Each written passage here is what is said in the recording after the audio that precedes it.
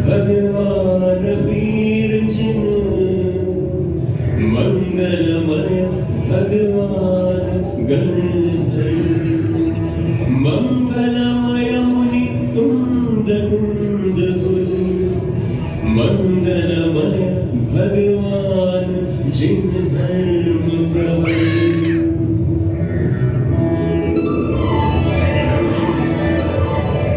समय सार शुद्धात्म प्रवचन सार वस्तु विमंथन संदेश ये दिखाया जा रहा है, जिसमें एक पंडित जी मंगलाचरण कर रहे हैं और कुछ शिष्य ध्यानपूर्वक उनको सुन रहे हैं। मंगलम भगवान वीरो मंगलम गौतमो गणी मंगलम कुंद कुंदात्यो जैन धर्मोस्तु मंगलम नमे समे साराय स्वानुभूत्या चकासते चित् स्वभावाय भावाय सर्वभावान तरिक्षते। लोगों को समझा रहे हैं यह समय सार परमागम शास्त्र है, जिसे आचार्य कुंद ने देव ने एकत्व विभक्त आत्मा दिखाने के लिए आज से 2000 वर्ष पूर्व लिखा था। अब एक श्रोता खड़े होकर प्रश्न पूछ रहा है कि गौतम स्वामी के पश्चात और आचार्य कुंद देव से पहले अनेक महान आचार्य हुए हैं, जैसे धर्मसेन आचार्य, पुष्पदंत इत्यादि, पर आपने मंगलाचरण में उन सभी को नमस्कार न करके कुंद आचार्य देव को नमस्कार क्यों किया? अब पंडित जी उस श्रोता को समझाते हुए बोल रहे हैं, भाई, आचार्य कुंद के पूर्व भी अनेक महान आचार्य हुए हैं, परंतु आचार्य कुंद देव ने पंचपरमागम की रचना कर दिगंबर जैन शासन परंपरा के प्रतिष्ठापक आचार्य के रूप में विख्यात हुए हैं। इसीलिए उन्हें श्री गौतम स्वामी के तत्काल बाद स्मरण किया जाता है। यही कारण है कि कुंद आचार्य दिगंबर परंपरा के सर्वश्रेष्ठ आचार्य माने गए हैं। पंचपरमागम की रचना से उनका हमारे ऊपर अनंत उपकार है। इन आचार्य को त्रिकाल सर्वज्ञ जैसे महान आदर सूचक शब्दों से संबोधित किया जाता है।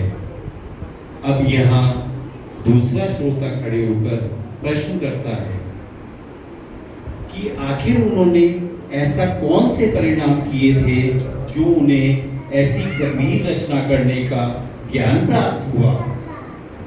तब पंडित जी कहते हैं कि अब तो आप सबको कुंद आचार्य देव की कथा सुनानी ही पड़ेगी।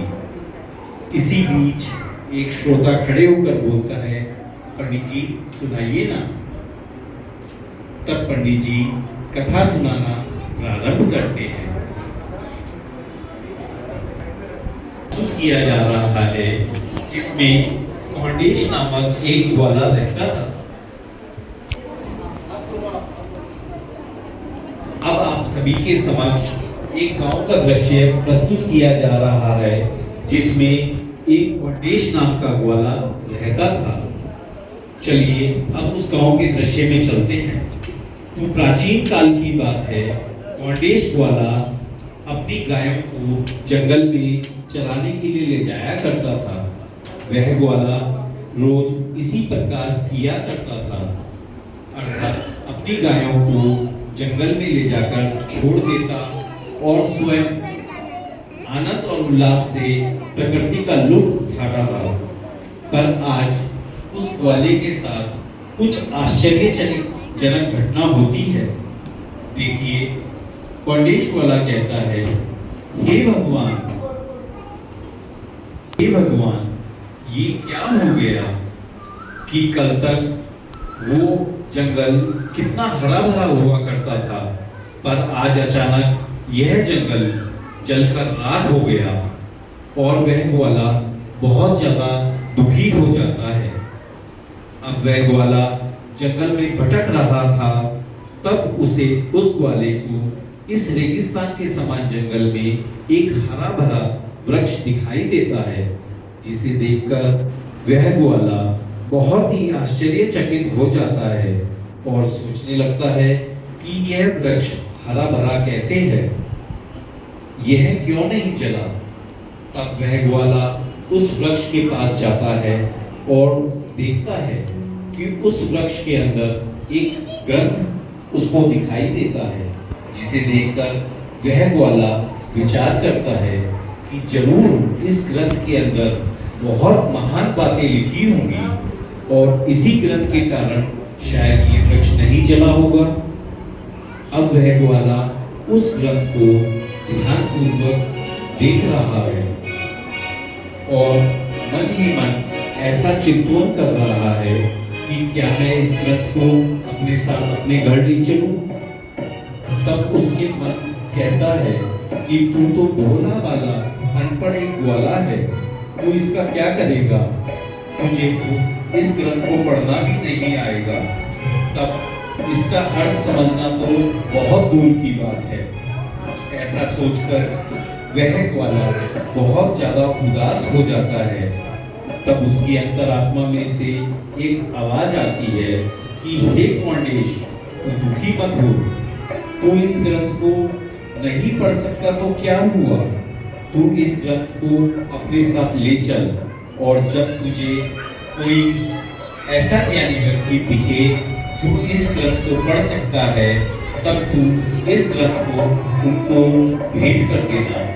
ऐसा विचार करने के बाद वह ग्वाला उस ग्रंथ को लेकर जंगल से अपने घर की तरफ वापस लौट आता है।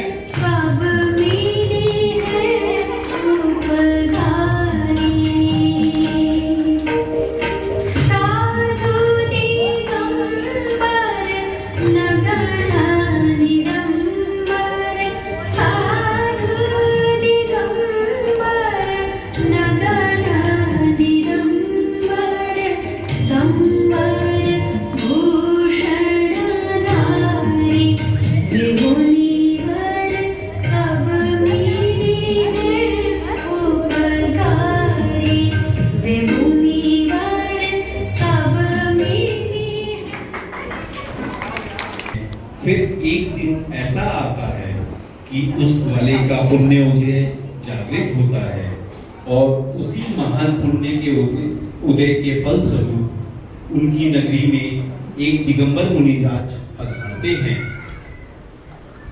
तब वह ग्वाला बड़े ही भक्ति भाव पूर्वक उन मुनिराज के दर्शन के लिए जाता है और उन्हें वह शास्त्र बहुत ही भक्ति भाव हर्षोल्लास पूर्वक उनको भेंट करता है।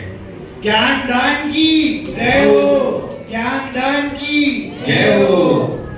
तब मुनिराज उस ग्वाले को भव्य जीव जानकर धर्म का उपदेश देते हैं कि हे भव्य, संसार में सभी जीव दुख से भयभीत हैं और सुख की कामना करते हैं। पर सच्चे सुख को जाने बिना वे दुखी ही होते रहते हैं। तब गणेश बहुत ही सरलता से यह प्रश्न करता है कि हे मुनिराज, आप मुझे सुखी होने का सच्चा उपाय बताएं। तब मुनिराज कहते हैं, हे भव्य, तुम पंच परमेष्टि का और अपनी आत्मा का श्रद्धान, ज्ञान और आचरण करना चाहिए, तभी तुम्हें सच्चे सुख की प्राप्ति होगी। ऐसे अत्यंत सुंदर मुनिराज के उत्तम वचनों को सुनकर वह ग्वाला भाव विभोर हो जाता है और मुनिराज के इन्हीं वचनों का विचार करते हुए अपने घर की तरफ चल देता है।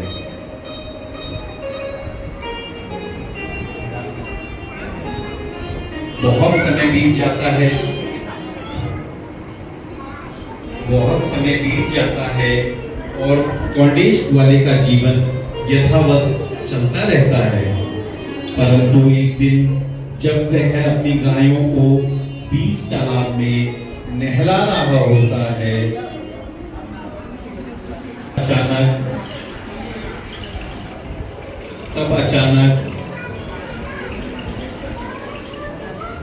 एक जहरीला सांप वहां आता है और गणेश ग्वाले को काट लेता है।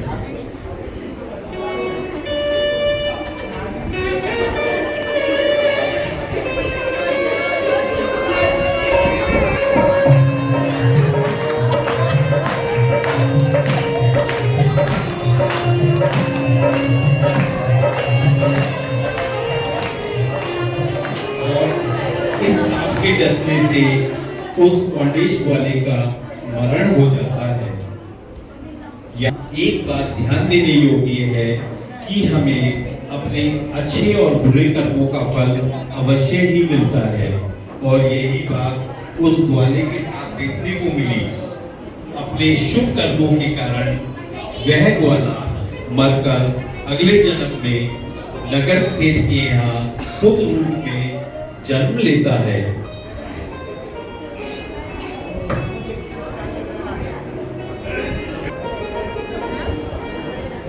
यहाँ पर अब आप सभी के सामने जो दृश्य प्रस्तुत किया जा रहा है उसमें जो गणेश ग्वाला था जिसने मरकर नगर सेठ के यहाँ पुत्र रूप में जन्म लिया था, अब यह दृश्य प्रस्तुत किया जा रहा है।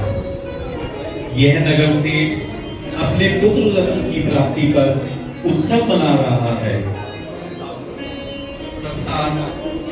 तथा अपने पुत्र को निहार रहा है और अपने पुत्र की कमल की पंखुड़ी जैसी सुंदर आंखों को देखकर उसका नाम पद्म कर देता है।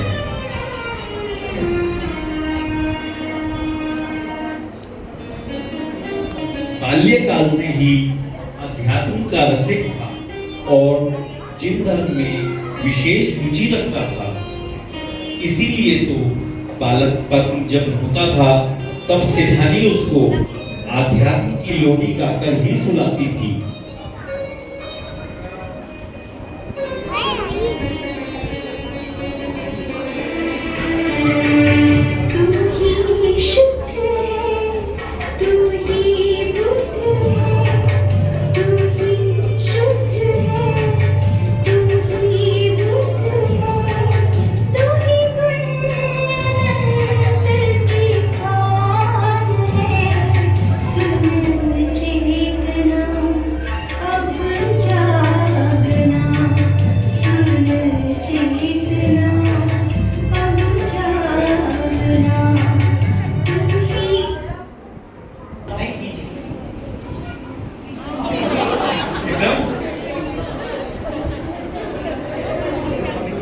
थोड़ी सी कॉमेडी भी होनी चाहिए ना, तभी सब लोग आप हंस पाएंगे।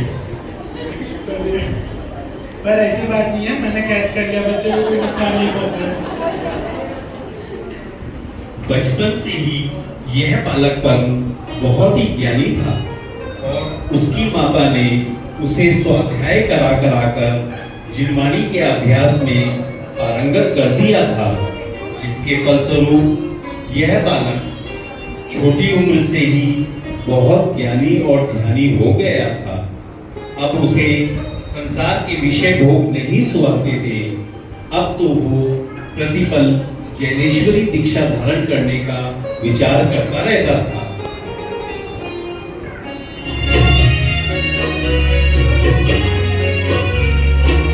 संत साधु बन के बिछड़ूं वह घड़ी कब आएगी। चल पड़ूं मैं मोक्ष पथ में वह घड़ी कब आएगी। संत साधु बन के बिछड़ूं वह घड़ी कब आएगी। चल पड़ूं मैं मोक्ष पथ में वह घड़ी कब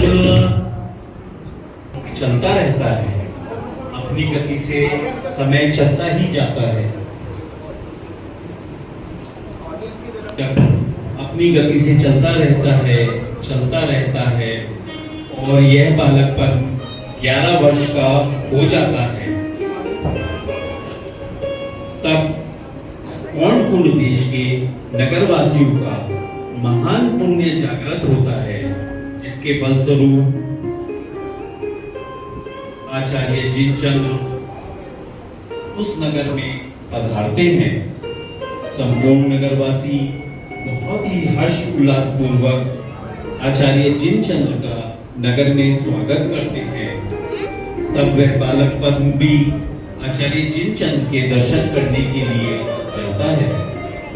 आचार्य जिनचंद्र के दर्शन करके वैराग्य भाव से भरे हुए बालकपन को दीक्षा लेने की प्रबल भाव आते हैं। अब इस दृश्य में बालकपन आचार्य जिनचंद्र से संवाद कर रहे हैं। बालकपन कहते हैं, हे आचार्य, आपके चरणों में मैं अपनी श्रद्धा के सुमन अर्पित करता हूँ। धन्य है आपकी ये मुनि दशा, पूजनीय है आपकी वीतरागता और अनुसरणीय है आपकी ये मुनि दशा। इसीलिए आचार्य, जिस परम उत्कृष्ट 10 लक्षण धर्म का आप पालन करते हैं, उन धर्मों को मैं भी धारण करना चाहता हूँ। इसीलिए आप मुझे भी ज्ञानेश्वरी दीक्षा प्रदान कीजिए। तब आचार्य जिनचंद्र कहते हैं कि तुम्हारा विचार तो बहुत ही उत्तम है, परंतु तुम्हें मुनि धर्म अंगीकार करने से पूर्व अपने परिजनों की आज्ञा लेनी पड़ेगी। अतः तुम जाओ और अपने माता पिता की आज्ञा लेकर आओ। अब यहाँ पे मुनि पद्म आ रहे हैं अपनी माता के पास और उनसे आज्ञा मांग रहे हैं और उनके बीच में कुछ संवाद हो रहा है। देखिए वो क्या संवाद होता है। यहाँ बालक पद्म विचार करते हुए भी जा रहे थे कि मैं अपनी माता से ज्ञानेश्वरी दीक्षा की आज्ञा कैसे लूंगा, क्योंकि मेरी माता तो मुझे प्राणों से भी अधिक प्रेम करती हैं। वो मुझे ज्ञानेश्वरी दीक्षा लेने की क्या आज्ञा दे देंगी? वो मुझे ज्ञानेश्वरी दीक्षा लेने की आज्ञा अगर नहीं देगी तो क्या होगा?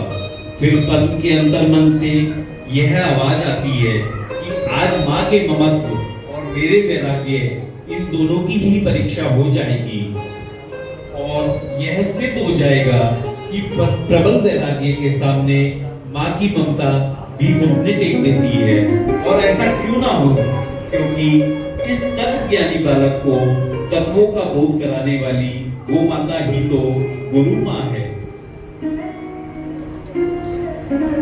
अब यहाँ पे बालकपन और उनकी माता के बीच में संवाद हो रहा है।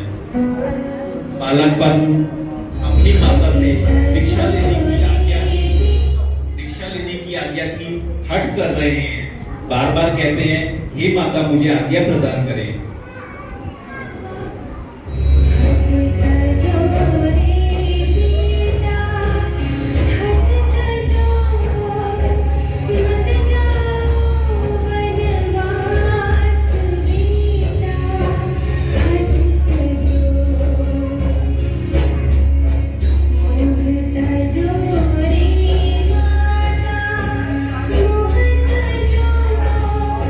Yeah.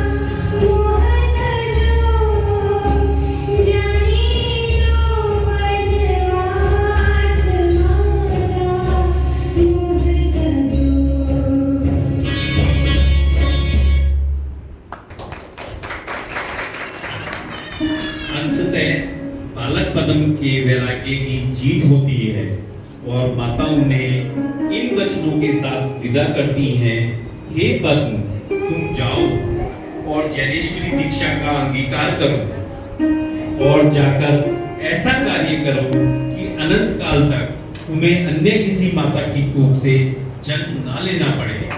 इस तरह बालक पद्म आचार्य जिनचंद्र के पास जाकर दीक्षा ग्रहण करने की आज्ञा मांगते हैं। दशो दिशाओं की चुनरिया ओढ़ चले मुक्ति नगरिया, मुक्ति नगर को चले दिगंबर, हर्षित धरा और अंबर, स्वर्गों से पुष्पों की वर्षा अपार, दिगंबर मोटा मन भाई, ओ संसार लगने लगा असार, निज गायक की सुधि, दशो दिशाओं की चुनरिया ओढ़ चले मुक्ति डगरिया, मुक्ति नगर को चले दिगंबर, हर्षित धरा और अंबर, स्वर्गों से पुष्पों की वर्षा अपार, दिगंबर मोटा मन भाई, ओ संसार लगने लगा असार, निज गायक की सुधिया। छोटे छोटे मुनिवर हो गए निहार, छोटे छोटे मुनिवर हो गए निहार, छोटे छोटे मुनिवर हो गए निहार, छोटे छोटे मुनिवर हो गए निहार, कुल कुल स्वामी का देखो तो कमाल, कुल कुल स्वामी का देखो तो कमाल, मिली परिणति का देखो तो कमाल। बोलिए मुनिराज पद्म नंदी की, बोलिए मुनिराज पद्म नंदी की। और इस प्रकार हमने जाना कि 11 वर्ष के बालक पद्म नंदी संग में दीक्षा लेने से मुनि पद्म नंदी बन जाते हैं। मुनि पद्म नंदी दीक्षा के प्रारंभ से ही ज्ञान, ध्यान और आचरण में श्रेष्ठ थे, इसीलिए उनके ज्ञान और तपस्या की चर्चा पूरे भारतवर्ष में अग्नि की तरह फैल जाती है। एक बार मुनि पद्म नंदी नगर में आहार के लिए पधारते हैं, तब उनके दर्शन और आहार चर्या कराने हेतु भक्तों का सैलाब उमड़ पड़ता है। के सामने नाटक प्रस्तुत किया जा रहा है। तो अभी तक तो हमने बालक पद्म को दिखाया कि कैसे उन्होंने वस्त्र उतारे। अब वो बालक पद्म जा चुके हैं, अब आपके सामने जो आएंगे वो मुनिराज कुंद आचार्य आएंगे। और दिगंबर मुनिराज कैसे होते कि वस्त्र का एक धागा भी नहीं होता, तो वो बालक पद्म चले गए जो दीक्षा लेने आए थे। अब आपके सामने मुनि कुंद आचार्य जो आहार के लिए निकले हैं, जिनके शरीर में एक रंच मात्र भी वस्त्र का धागा नहीं है। चलिए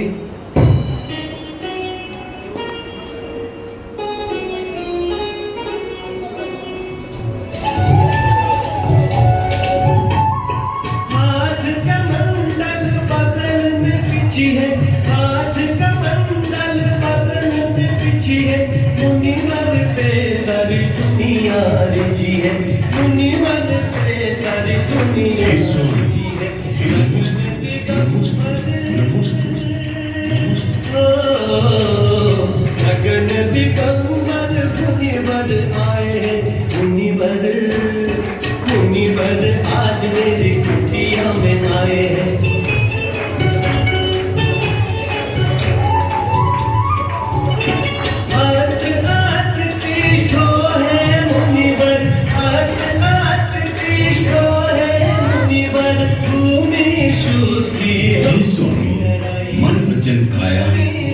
जल शुद्ध है।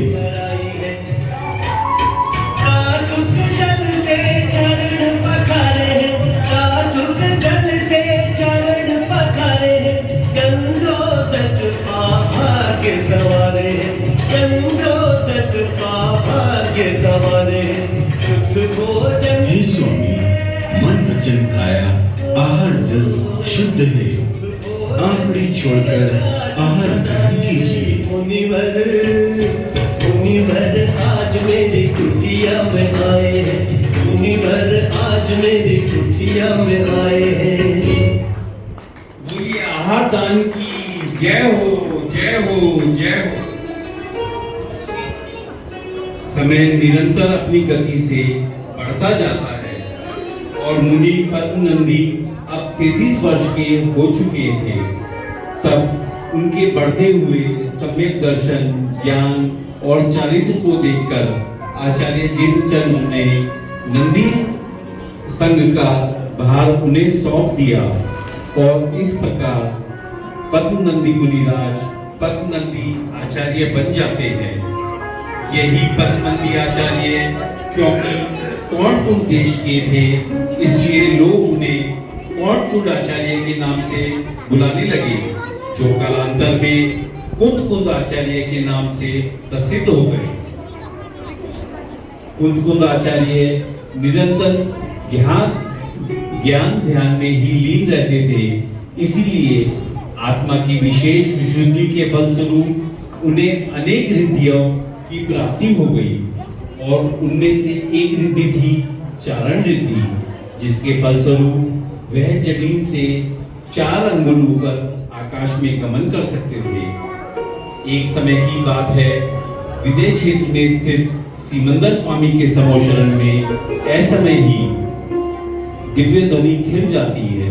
तब वहां उपस्थित विदेह क्षेत्र के चक्रवर्ती के मन में यह विचार आता है कि यह ऐसमय में भगवान की दिव्य ध्वनि कैसे खिल गई। तब सिमंदर भगवान की वाणी में यह कथन आता है कि भरत क्षेत्र में स्थित महान आचार्य कुंद के मन में एक सूक्ष्म विषय को लेकर एक शंका उत्पन्न हुई है, जिसके समाधान स्वरूप भगवान की दिव्य ध्वनि ऐसमय ही खिल गई।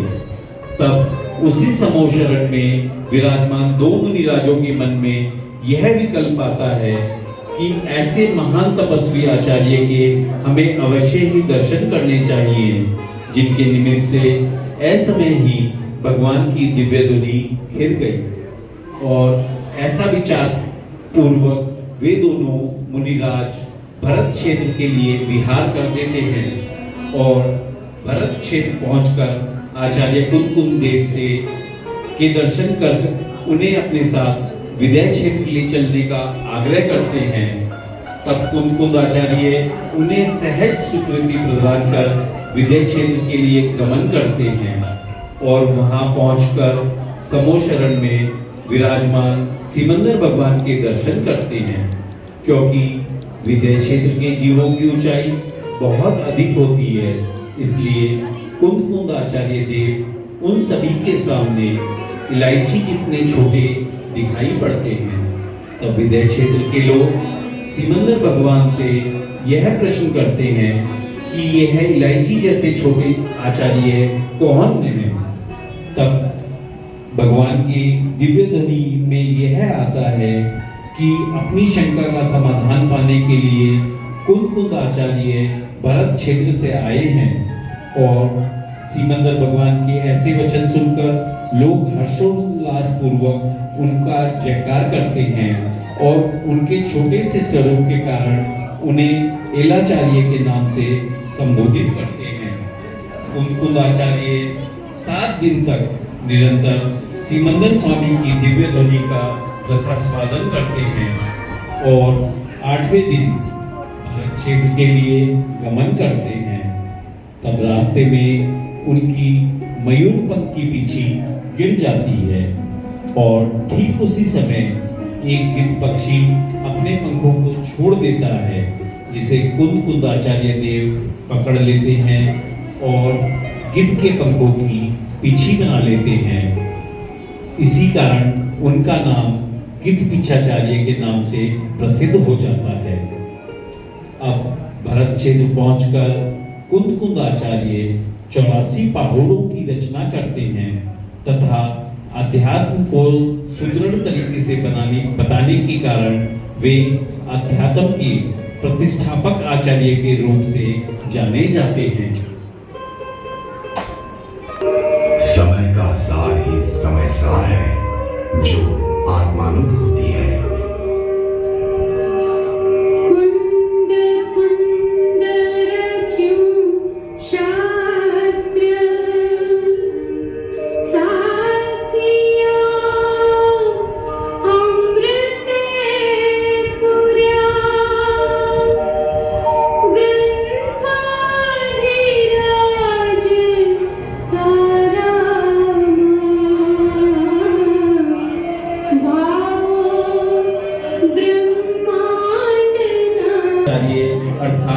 टेढ़ी गर्दन वाले आचार्य के नाम से पुकारने लगे।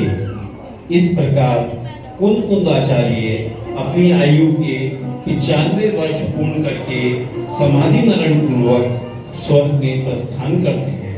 इस तरह हमें आचार्य कुंद की जीवन कथा से और पूर्व जन्म के संस्कार से और उनके वर्तमान का पुरुषार्थ ये दोनों देखने के लिए मिलते हैं।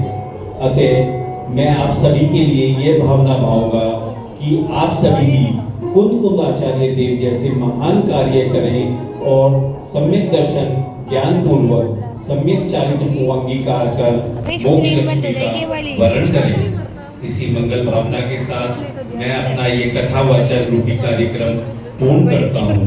बोलिए आचार्य कुंद की, आचार्य कुंद की। अस्थि की मस्ती में मस्त रहने वाले समस्त भावरूपी संतों की। सभी को जय हिंद।